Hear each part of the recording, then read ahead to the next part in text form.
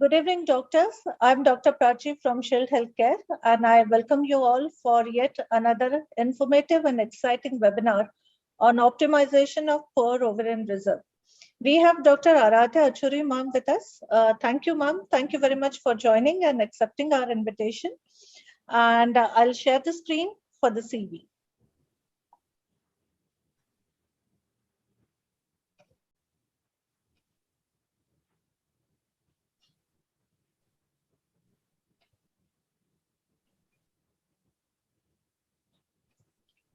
Dr. Aradhya Achuri ma'am is fertility specialist, endoscopic surgeon, and gynecologist. Ma'am is working in Medix Fertility Clinic, Hyderabad. Ma'am is trained in reproductive medicine and embryology from Kiel University, Germany. Also fellowship in minimal access surgery and fellowship in assisted reproductive technology. Ma'am's publications and presentations include adnexal pathology and adolescence in APCOG 2013, a rare case of cervical ectopic pregnancy in RCOG International Conference in 2014, a rare case of herniation of gravid uterus in AICOG 2017, FSH receptor polymorphism in an unexpected poor responder, a case report in ISAR 2020, and rare case of herniation of gravid uterus in Annals of Women and Child Health publication in 2015. Ma'am's special interests include PCOS, endometriosis, poor responders, and minimal stimulation ART. So with this, may I request and invite ma'am for her presentation on optimization of poor responders. So thank you very much, and over to you. I will share your Thank you, Dr. Prachi, for the good introduction and your kind words. Thank you, ma'am. Today, let's talk about optimization of poor ovarian reserve. After the implementation of ART Bill 2022, I think it's even more important right now to learn how to stimulate people with very low AMH and very low ovarian reserve. So let's first talk about what is poor ovarian reserve. Every girl is born with a finite number of eggs and their number progressively declines with age. A measure of the remaining number of eggs in the ovary is called ovarian reserve.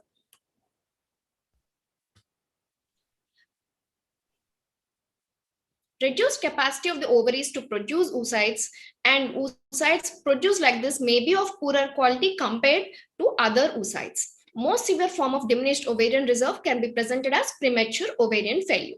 In this diagram, we can see that the number of oocytes starts declining from the birth itself, and by the time they touch age 40, it's literally very less. In this graph, we can see that as the age increases from 20 years onwards, the number of follicles starts falling, while the number of poor quality oocytes gradually increases. By the time they touch 40, the chance of getting a good quality oocyte is quite low. Oocytes peak during the fetal life. And once they are born, there is no other chance of developing more number of oocytes. From here onwards, the number only keeps on decreasing. A woman in her reproductive life can ovulate around 400 to 500 oocytes. Remaining all follicles will undergo atresia. These eggs will never be released. There is significant variation in fertility among women of similar age, which highlights the unpredictability and individuality of the reproductive aging process.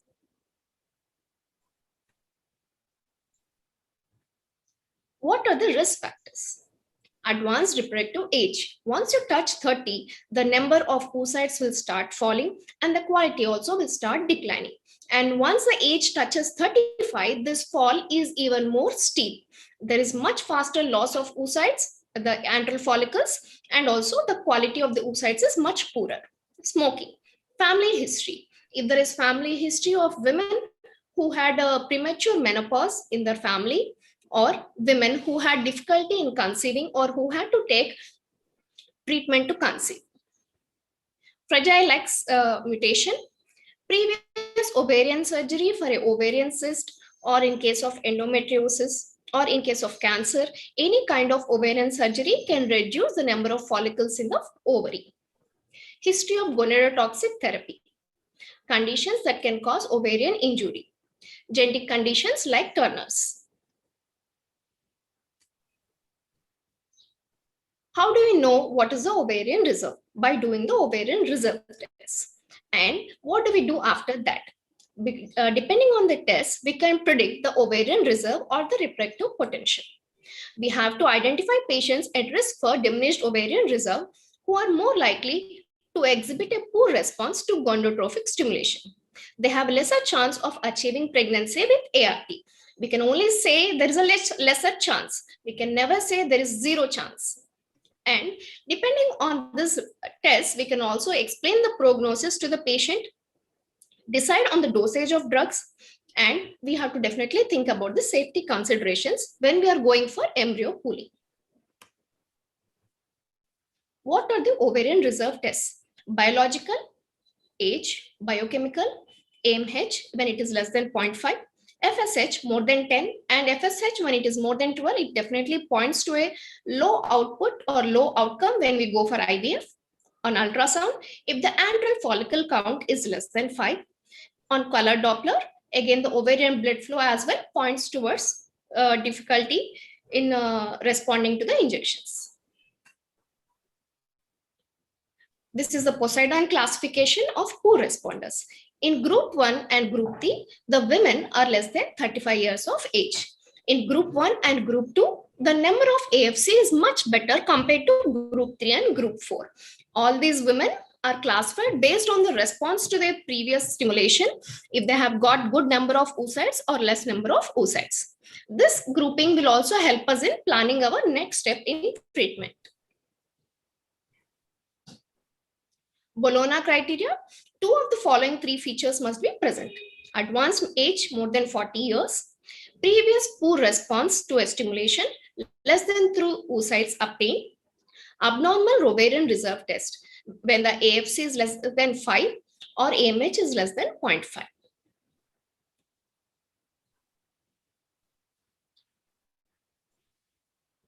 And the best way to assess the ovarian reserve is definitely by AMH and AFC. If there is a controversy, like the AMH is quite high, but the AFC is low, I would definitely say go with the AFC, because not all AMH tests will give you an accurate level. ELISA might give you more value than when you go for ECLIA.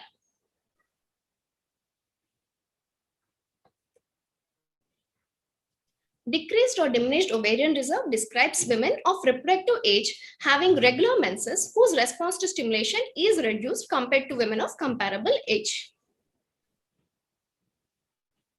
Whom should we advise ovarian reserve tests? When the age is more than 35, they have family history of early menopause, they have a single ovary or history of ovarian surgery, chemotherapy or pelvic radiation therapy, unexplained infertility, poor response to gonadotrophic stimulation, planning treatment with ART. Measures of ovarian reserve do not establish a diagnosis of diminished ovarian reserve, but instead help to predict response to the ovarian stimulation with exogenous gonadotrophins, and to a lesser extent, the likelihood for achieving a successful pregnancy with ART.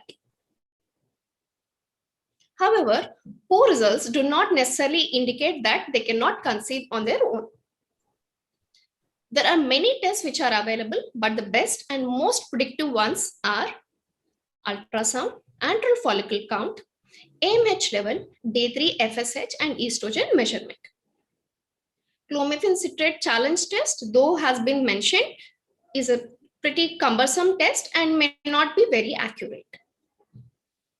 FSH obtained on cycle day or 3 is most commonly used. Values more than 10 will point towards poor ovarian stimulation. AFC. This is the best and easiest way to assess the ovarian reserve, which as it can be done in the very first visit.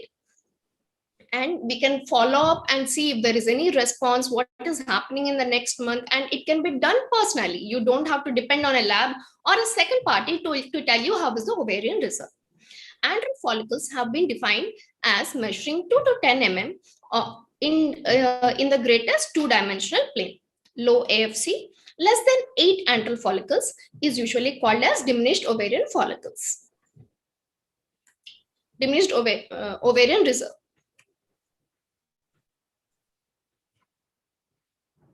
AMH. AMH is produced by the granulosa cells of early follicles.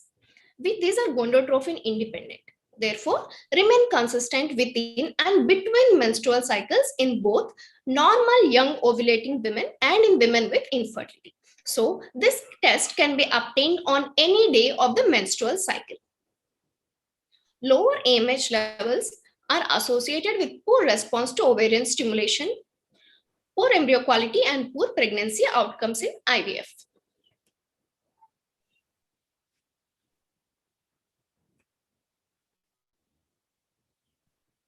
Poor ovarian responder in assisted reproductive technology is defined as a woman treated with ovarian stimulation for ART in which at least 2 of the following features are present. Age more than 40, previous poor ovarian response, less than 3 oocytes obtained with a conventional stimulation protocol. Abnormal reserve test where the AFC is less than 5 to 7, AMH is less than 0.5 to 1.1.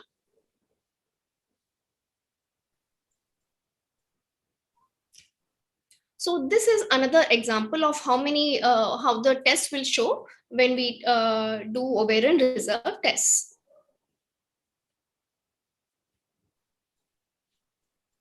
AMH reflects the number of preantral and small antral follicles. AMH expression and total AMH protein increases until a follicular diameter of 8 am is obtained, after which a sharp decline occurs.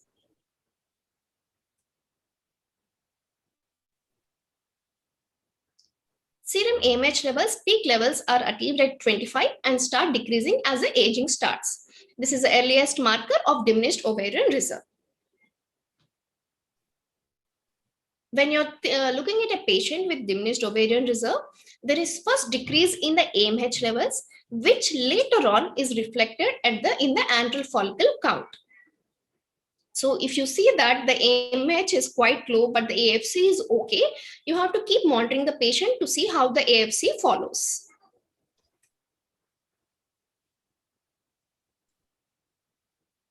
Ovarian reserve tests. AFC less than 7, AMH less than 1.1. If it is so low, there are multiple protocols which can be tried. This is a standard protocol which has been being used since a long time. And for a patient with average AMH, with AFC 7 to 14, AMH between 1.1 to 3.5, starting dose of FSH is around 225. For a high responder with AFC more than 14 and AMH more than 3.5, starting FSH dose can be 150. So is it compulsory to use to all same dosage for everybody? Definitely not. There are multiple protocols now available which can be personalized depending on the patient.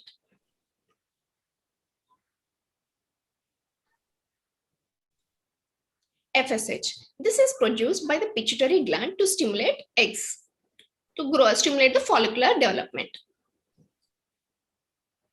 If there are a lot of follicles in the ovary, once the follicular growth starts, it starts producing estrogen, and this estrogen will give negative feedback to the brain, and the estrogen FSH levels comes down. This is where when we provide a recombinant FSH or HMG from during IVF, this dose is being maintained, and this will stimulate multiple follicular growth.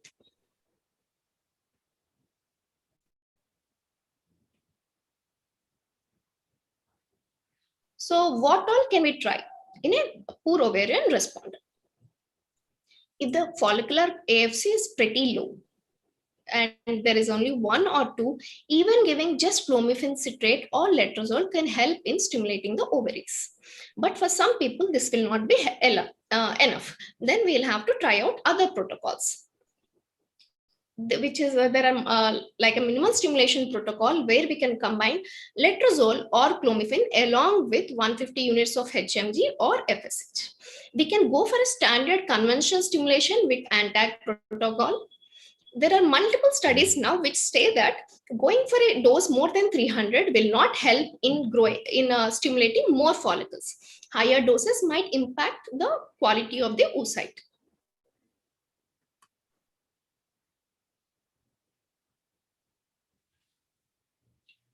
It is a challenge to manage a patient with diminished ovarian reserve. It is very important to counsel the patient right from the beginning that the success rate with even IVF may not be as high as it is for somebody with a normal reserve. It is very, very important to take proper consents and even do video counseling if required when you're trying different treatment methods.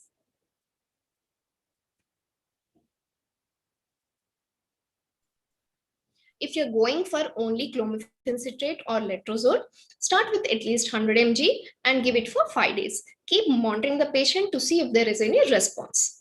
This is called a minimal stimulation, mini IVF in many places, and you have to start the giving the antagonist when the follicle size is 12 mm. When we go for a conventional stimulation, we keep giving the antagonist once a follicle touches 14 mm. But when you're going for a poor responder, there is high chance that there's premature luteinization or premature rupture. So it is ideal to start giving antagonist when the follicle size is 12 mm. Even after giving an antagonist, there are many cases if the FSH is too high to start with, like if the FSH is more than 20 or the LH is more than 20 when we are starting, there is very high chance that even with giving antagonist, the patient may ovulate early. So it is ideal to keep following the patient very regularly to see how the growth is. Do we need to increase the dose or and when to plan the trigger?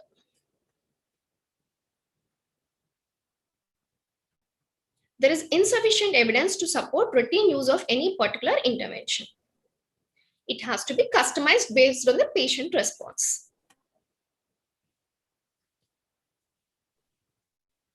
Oocyte quantity itself is an independent predictor of live birth rate in IVF.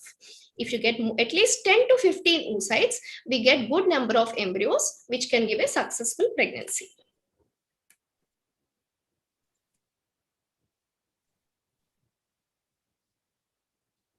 Like we have been discussing, thinking outside the box especially helps in poor ovarian reserve because not everybody responds in the same way.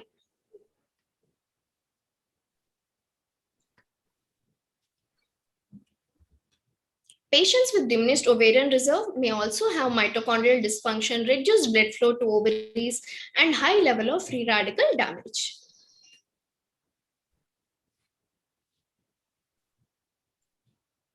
An easy answer would be to preserve and improve the follicular reserve. So if a young unmarried girl has come to you for irregular periods or delayed periods and you see that the follicular AFC is low, you should definitely counsel them regarding egg freezing, oocyte freezing. Improve the ovarian mitochondrial function. We can definitely prescribe certain drugs which can help with improving the egg quality. But there is no compulsory guarantee that we would be able to definitely help them to get a good quality oocyte. Improve the blood flow to ovary. There are multiple options, multiple treatment modalities which have been tried, but there's definitely no 100% guarantee. DHEA. This has been a go-to drug since many decades. This can increase the expression of androgen receptor in pre-ovulatory granulosa cells, and this can improve the response when we are going for ovarian stimulation. 75 mg per day, and you have to start this at least 2 to 3 months before you go for ovarian stimulation.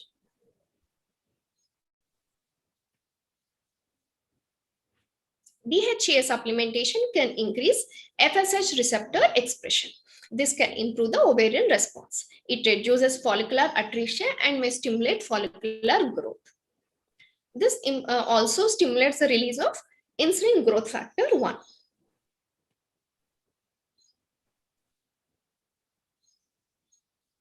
DHEA as an adjunct to gonadotrophins and infertility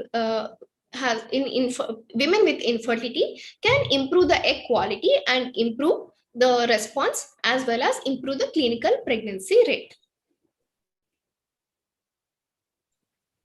Mitochondria. The production of energy for the metabolic requirement of the oocyte is provided by the mitochondria. Oocyte has the largest number of mitochondria and mitochondrial DNA. During recruitment of the follicles, there is increase in the mitochondrial mass. In women with diminished ovarian reserve, there is reduced mitochondrial DNA. In normal women, if it is around 3 lakhs, in women with diminished ovarian reserve, it is less than 1 lakh. This also can contribute to the poor oocyte quality and lower fertilization rates.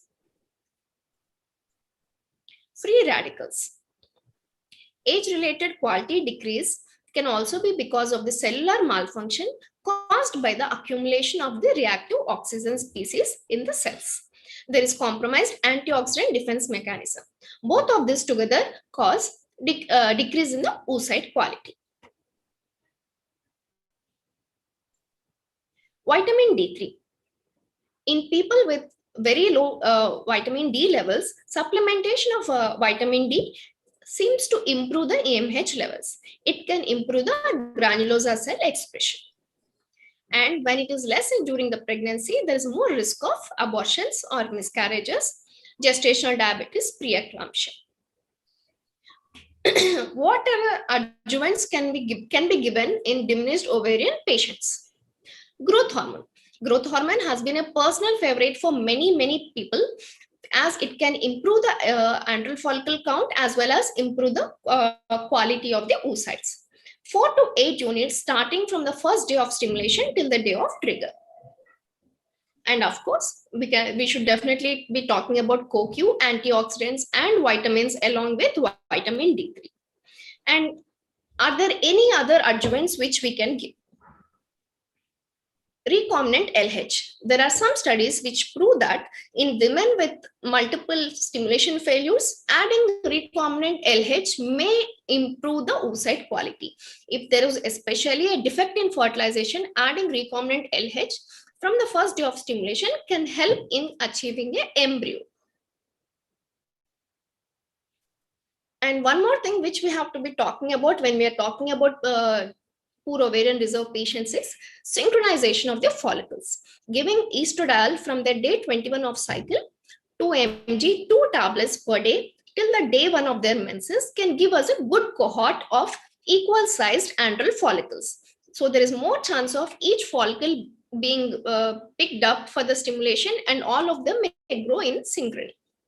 We can get more number of mature follicles.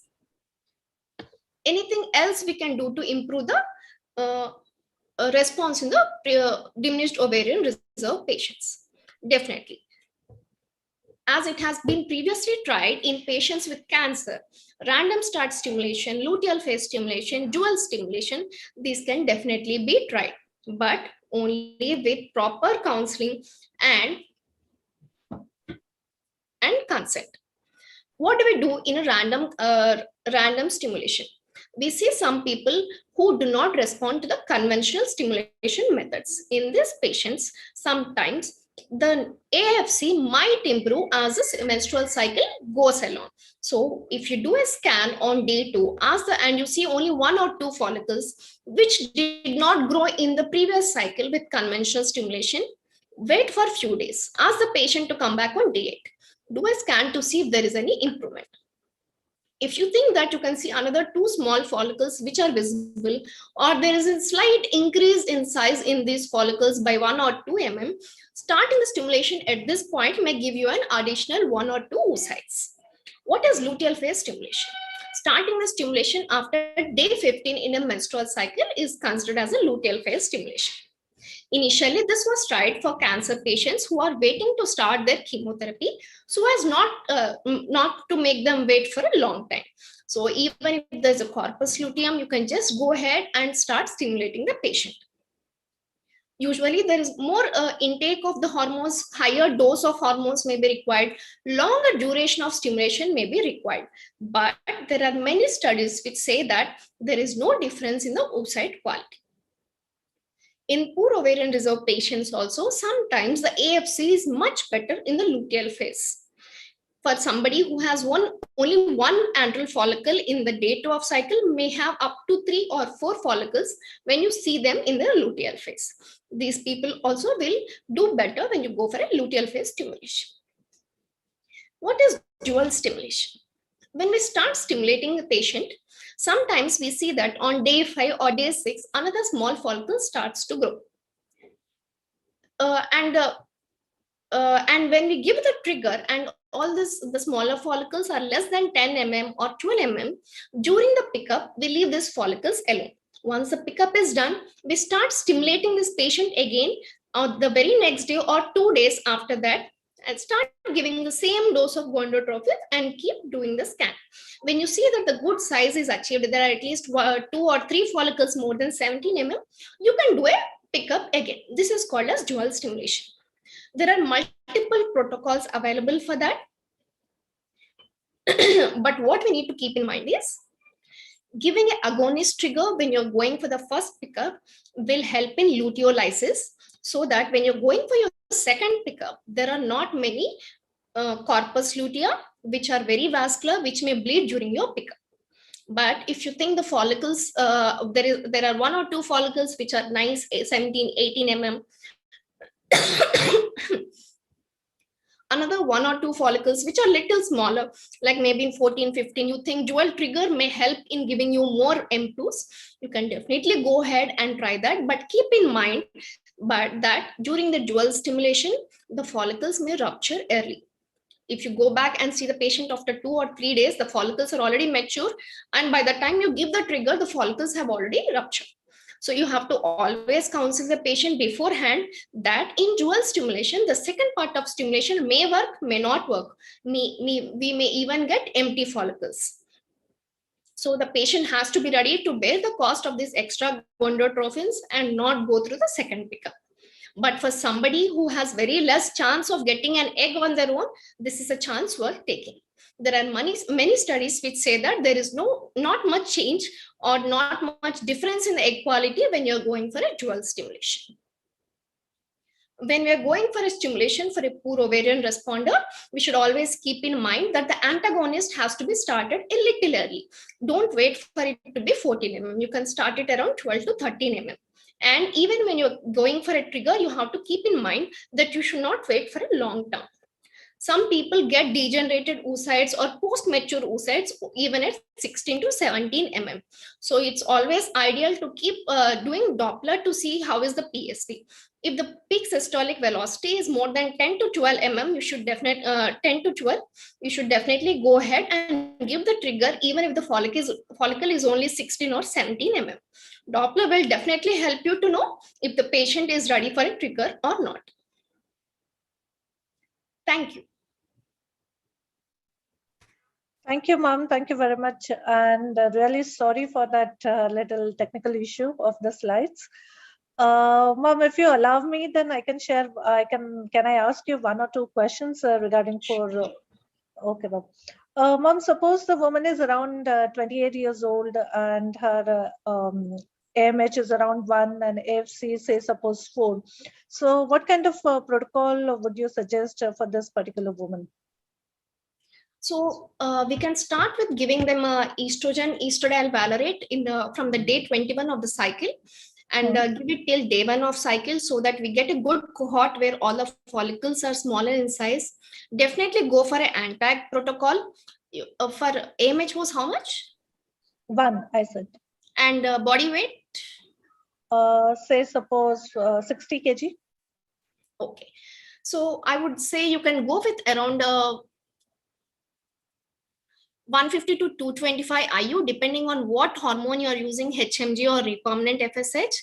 Okay. And if the patient is affordable, you can definitely add growth hormone 4 to 8 units, again, depending on their affordability. Keep following up till you see a dominant follicle 12 to 13 mm, and then you can start the antagonist. And if you see that the smaller follicles have started creeping up, you can always counsel the patient to be ready for a dual stimulation.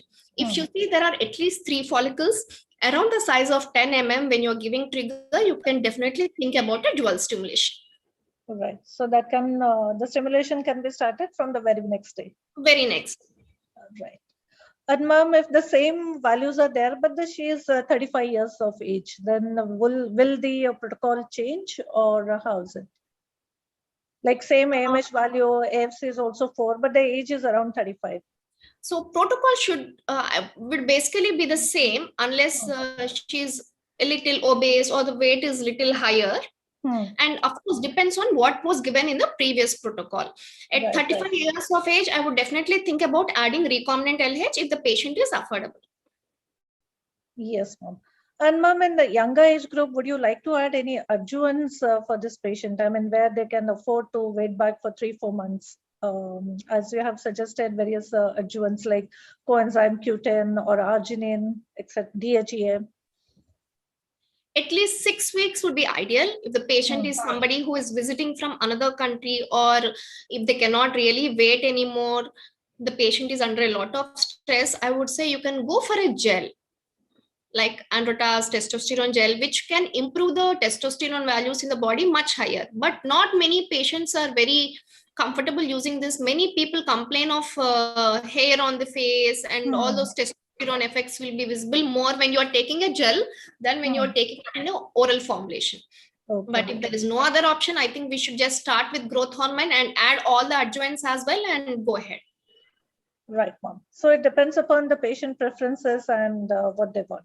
Correct. Definitely. If somebody is coming for a very short period, they have only 1 month stay, 2 months stay, they're coming from abroad, then we don't have much option, then we should definitely go ahead. But patient has to be counseled that it is ideal if they take the supplements for at least 6 weeks and then start their stimulation. Correct. Thank you, ma'am. Thank you very much. It was very informative, and we are looking forward many more webinars with you. So thank you for this amazing and excellent presentation. Thank you, ma'am. Thank you so much. Thank you, Shield Healthcare, for arranging this wonderful meeting. Thank you. Thank you.